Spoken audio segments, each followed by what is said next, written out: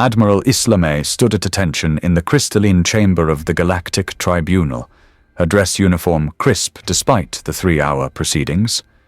The weight of humanity's future pressed against her shoulders like the gravity of a dying star. The species known as Homo sapiens has been found guilty of excessive aggression in 14 separate interstellar conflicts, announced High Arbiter Kethvan, his serpentine form coiled around the central judgment throne. The evidence is overwhelming. Their military doctrine prioritizes destruction over diplomacy, conquest over cooperation. The chamber fell silent. Representatives from 47 species watched with expressions ranging from pity to disgust. The Zephyrians' crystalline faces flickered with disapproval. The Mordai delegation's tendrils writhed in agitation. "Savages," whispered Ambassador Thexel of the Hegemony Coalition, his voice carrying across the chamber. "They solved every problem with violence. Their own history proves it." May's jaw tightened. She'd studied the evidence they'd presented, cherry-picked data from humanity's darkest moments. Nothing about the medical advances shared freely. Nothing about the colonies that chose integration over conquest. Nothing about the 3 billion lives lost defending Kepler 442b from the void spawn. "The sentence," Kethvan continued, "is total economic embargo and military quarantine. No species shall trade with, communicate with, or provide aid to the human territories. They will remain isolated until they prove their evolution." The gavel fell with a sound like breaking glass. May stepped forward. "This tribunal has made its decision based on incomplete data. When you discover the truth about human nature, you'll understand why we fight." "Empty threats from a dying species," Kethvan replied dismissively. May smiled grimly. "Not threats, High Arbiter. Prophecy." The siege. 6 months later, the Hegemony Coalition's 7th Enforcement Fleet materialized at the edge of the Sol system like a metallic storm cloud. 300 ships strong, their formations precise and overwhelming. Aboard the flagship Dominion's Edge, Fleet Commander Zarhan reviewed the tactical display with satisfaction. The human military was pathetic. Barely 100 vessels scattered across their home system, most of them outdated cruisers and frigates. "Intelligence reports confirm their strongest vessels are the Prometheus-class dreadnoughts," reported his tactical officer. 12 ships total. Primitive fusion drives, kinetic weapons, chemical propellants. They're centuries behind our technology. Zarhan's mandibles clicked in amusement. And their defensive installations? Minimal. They focused their resources on exploration rather than fortification. Classic savage behavior. They spread thin instead of building strong. Begin the siege protocol. Maintain distance, jam their communications, destroy any ship that approaches our perimeter. We'll starve them into submission. The first human ship to challenge the blockade was the destroyer Cerberus. It accelerated toward the hegemony line at maximum burn, its primitive railguns charging. "Poor fools," Zarhan muttered, watching the tactical display. "They're charging straight into our plasma batteries." The Cerberus opened fire at extreme range, too far for their kinetic weapons to be effective. The projectiles sailed harmlessly past the hegemony vessels. "Return fire. Disable their engines only. We want prisoners to interrogate." Purple beams lanced across space, striking the human destroyer. Its shields flared and failed. Atmosphere vented from multiple hull breaches. But instead of surrendering, Cerberus continued its charge. "Sir," the tactical officer reported, confusion in his voice, "the human vessel is accelerating. They're on a collision course with the Vanguard." Zarhan's eyes widened. "Impossible. No species would—" The Cerberus struck the hegemony cruiser at 17% light speed. The impact vaporized both ships instantly, the explosion visible from 3 light minutes away. "Savages," Zarhan whispered, but his voice carried a note of unease. The underground. Deep beneath the Martian surface, in a facility that didn't exist on any official records, Dr. Eden Bryce worked by the light of holographic displays. The Phoenix Protocol had been theoretical for 15 years, a desperate contingency that no one hoped would ever be needed. "Final integration test completed," she reported to the secure channel. "All systems nominal. We're ready for deployment authorization." Admiral May's voice crackled through the encrypted link from her hidden command center. "The hegemony has destroyed 17 more ships attempting to break the blockade. They're treating this like a pest control operation." "They don't understand what they're dealing with," Dr. Bryce replied. "The psychological profiles from the tribunal proceedings prove it. They see us as violent primitives because they can't comprehend the concept of righteous anger. The cabinet is meeting in 1 hour. If they authorize Phoenix, how long until deployment? 6 hours for the first wave. The beauty of the system is its simplicity. We're not introducing new technology, just applying existing principles in ways they never considered." May's voice was grim. "Eden, once we activate Phoenix, there's no going back. They'll never see us the same way again." "Good," Dr. Bryce replied. "Because we're not the same species they put on trial." The activation. The authorization came through at 0300 hours, Terran Standard Time. Across the solar system, hidden facilities that had been dormant for decades suddenly blazed to life. Captain Griffin Wells received the coded transmission aboard the stealth ship Prometheus Rising, hidden in the asteroid belt. His crew of 37 specialists had trained for this moment, but none of them had believed it would come. "Phoenix authentication confirmed," he announced to his bridge crew. "All stations, prepare for Phase 1 implementation." The ship's AI, designation Hermes, began uploading tactical data to every human vessel in the system. Not just military ships, civilian transports, mining vessels, even pleasure craft. Each one received the same package: target prioritization algorithms, attack patterns, and most importantly, the psychological warfare protocols. "Sir," reported Lieutenant Isla Kim, the ship's communications officer, "we're receiving similar confirmations from Phoenix stations at Ceres, Europa, and Titan. The network is fully operational." Wells nodded grimly. "Then God help us all. Hermes, begin Phase 1. Across the solar system, human vessels began to move. Not in formation. Individually. Chaotically. Each ship chose its own target, its own approach vector, its own timing. The hegemony sensors detected the movement immediately. "What are they doing?" Zahan demanded, staring at the tactical display. "Their ships are moving randomly. No coordination, no strategy."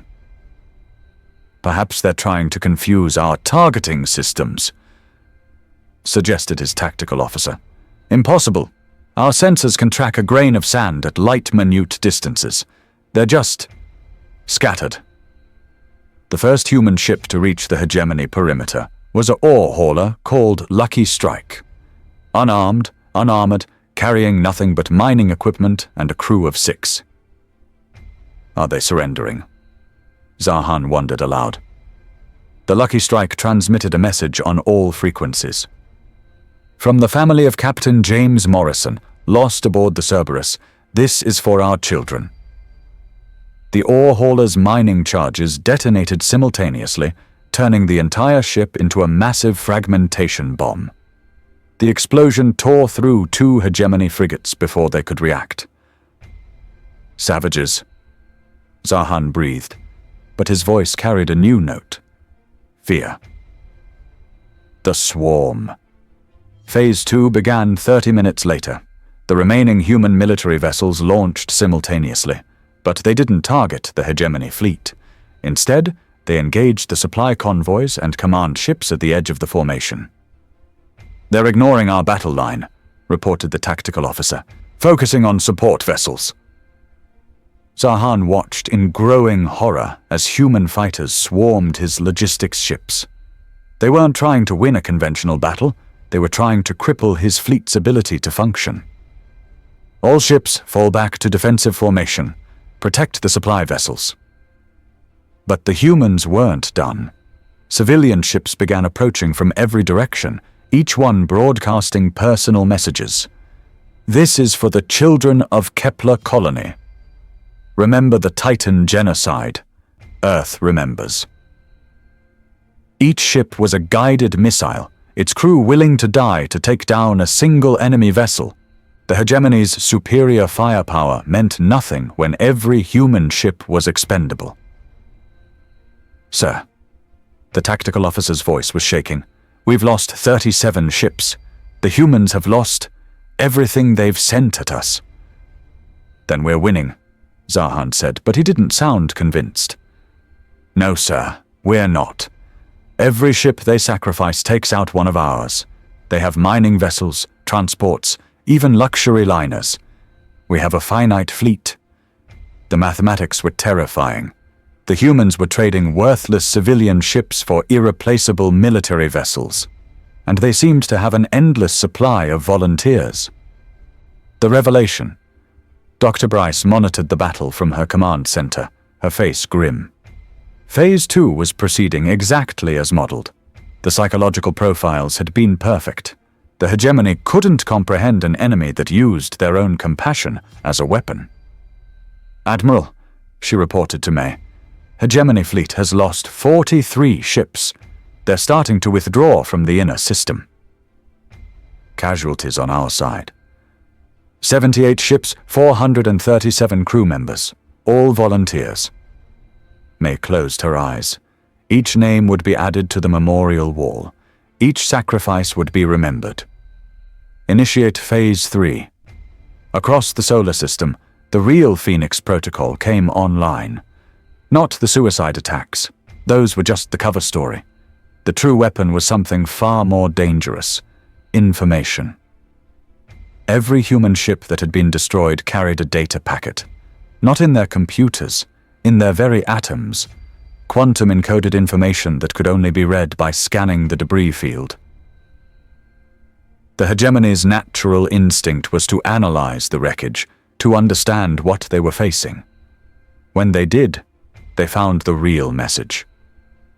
Complete technical specifications for every hegemony vessel. Ship classifications they'd never revealed. Tactical doctrines they'd never shared. Names of commanders, crew rotations, supply schedules, defensive capabilities. How?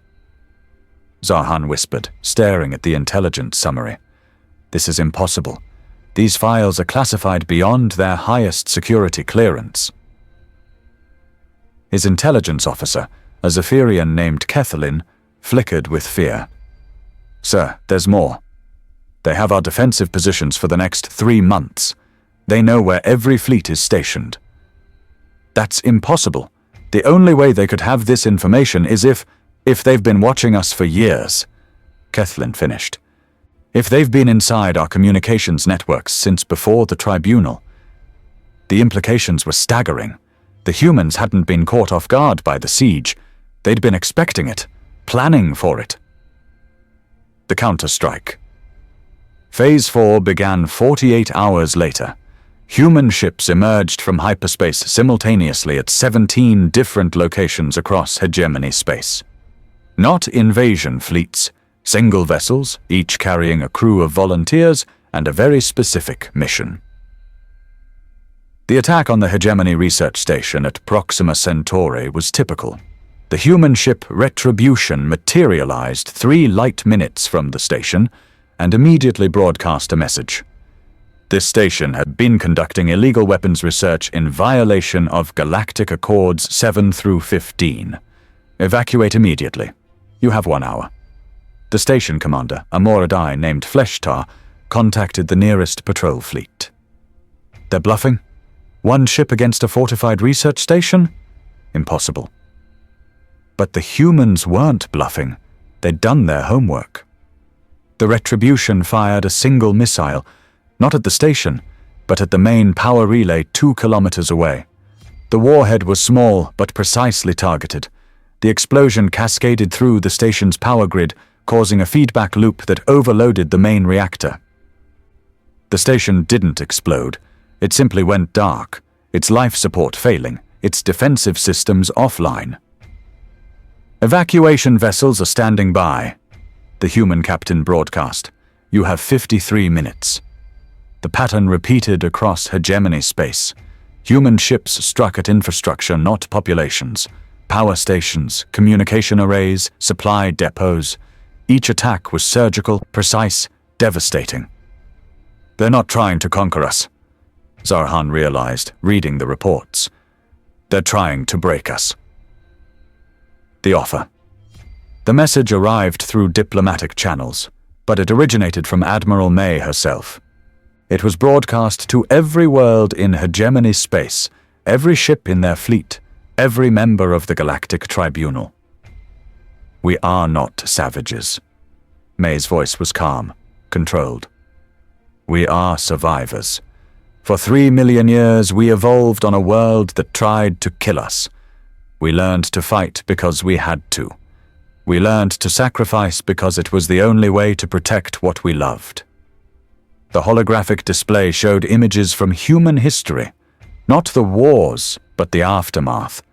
Hospitals built in bombed cities, refugees sharing food, soldiers carrying wounded enemies to safety. "You call us violent, but you don't understand what violence means to us. It's not conquest, it's consequence. It's the price we pay to protect the innocent." The images shifted to show the hegemony's actions during the siege. Civilian ships destroyed without warning, wounded humans left to die in the void, supply convoys carrying medical supplies turned away. You had 6 months to show mercy. You chose cruelty. Now you'll learn what humanity does to those who threaten our children. The transmission ended with a simple offer. "Withdraw from human space. Lift the embargo. Treat us as equals, not animals. Do this, and we'll return to the peaceful coexistence we prefer." "Or," Zarhan whispered. As if in answer, his communications officer reported, "Sir, we're receiving similar messages from the Kethvari Empire, the Thexul Confederacy, and the Mordai Republic. Human ships have appeared in all their systems." The humans hadn't just planned for the siege, they'd planned for the war that would follow. The paradigm shift. The emergency session of the Galactic Tribunal convened in chaos. Representatives from dozens of species had received the same message: withdraw from human space or face the consequences. High Arbiter Kethvan coiled around his throne, his serpentine form rigid with fear. "The humans have violated every law of civilized warfare.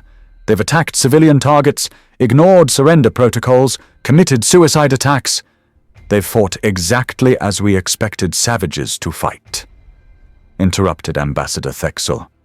"The problem is that their savagery is effective." The Zephyrian representative, Kethlin, flickered with agitation. "Our intelligence networks have been compromised for years, possibly decades. They know things about us that we don't know about each other." "How is that possible?" demanded the Mordai delegate. "Because we underestimated them," Kethlin replied. "We saw their history of violence and assumed they were primitive. We never considered that their violence might be intelligent." The chamber fell silent. The implications were staggering. The humans hadn't been reacting to the siege, they'd been orchestrating it.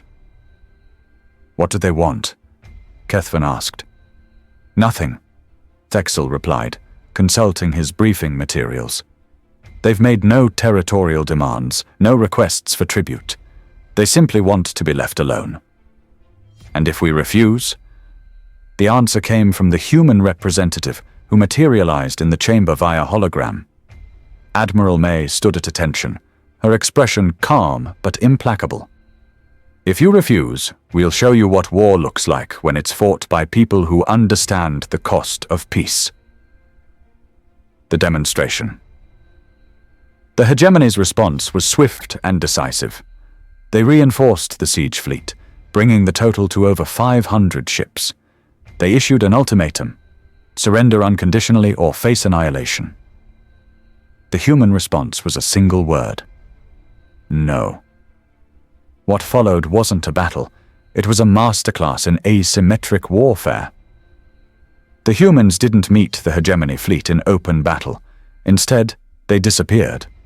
Every human vessel in the system vanished into the asteroid belt, the gas giant atmospheres, the shadow of the moon.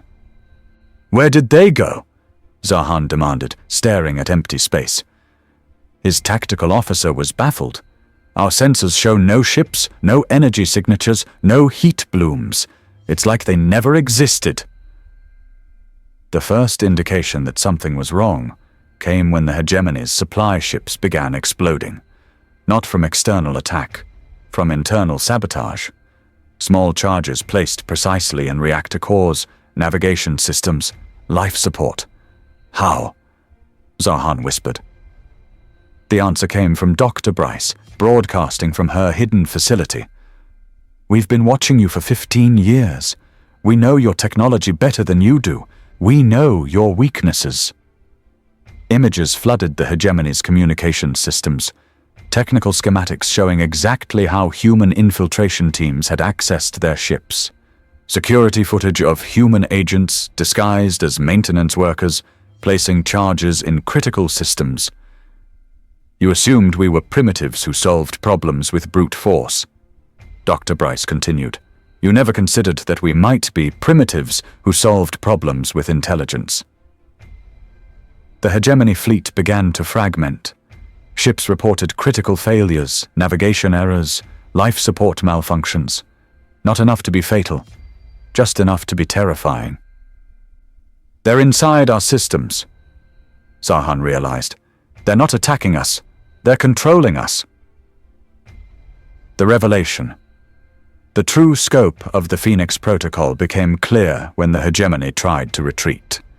Their ship's navigation systems had been compromised, their jump drives sabotaged to prevent escape. They were trapped in the Sol system with an enemy they couldn't see, couldn't fight, couldn't escape.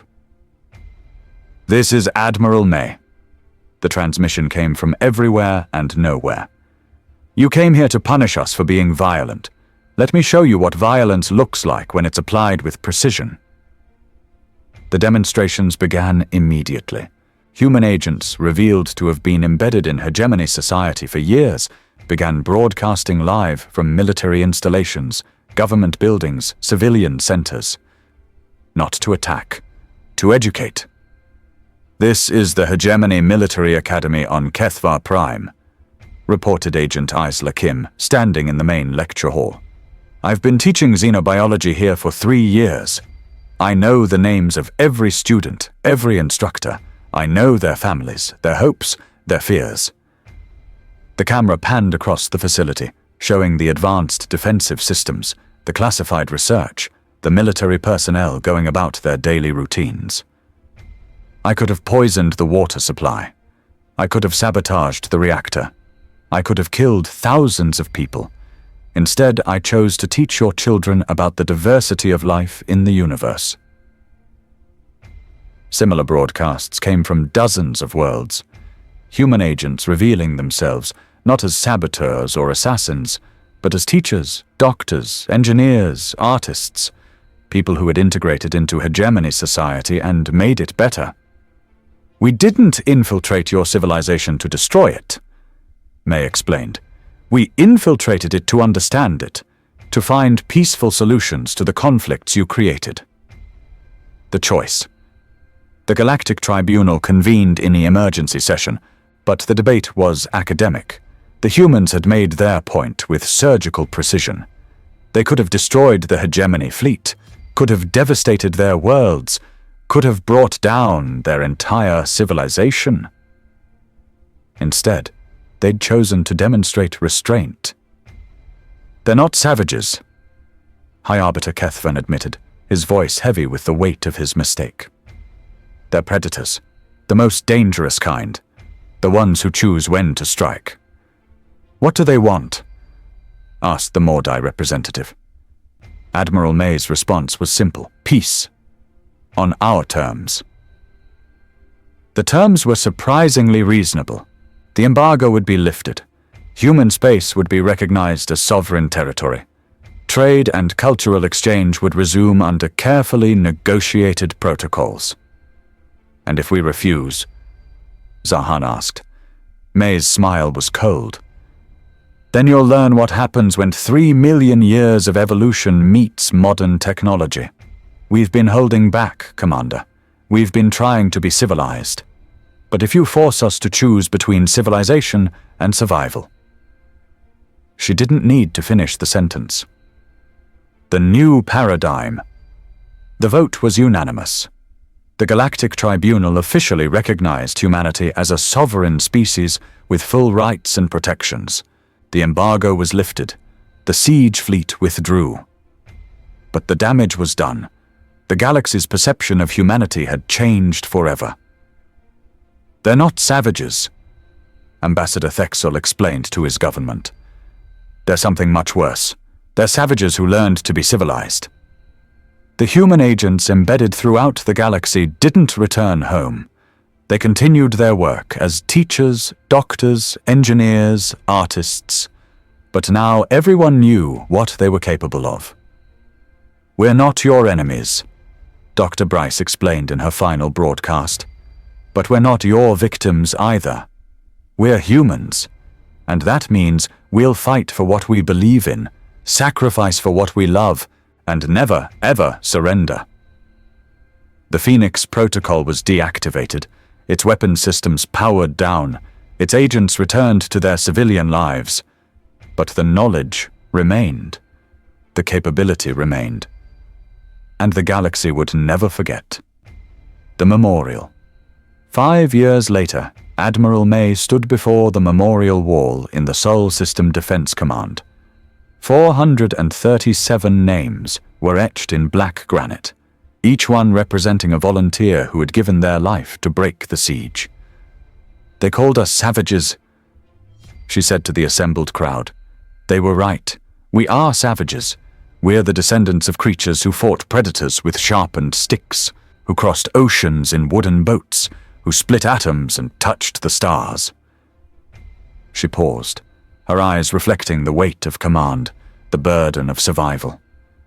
But we're civilized savages. We choose when to fight, how to fight, why to fight, and we never fight alone. The memorial service ended with the traditional reading of names. Each volunteer was remembered not for how they died, but for why they chose to sacrifice, for their children, for their species, for the future of humanity among the stars.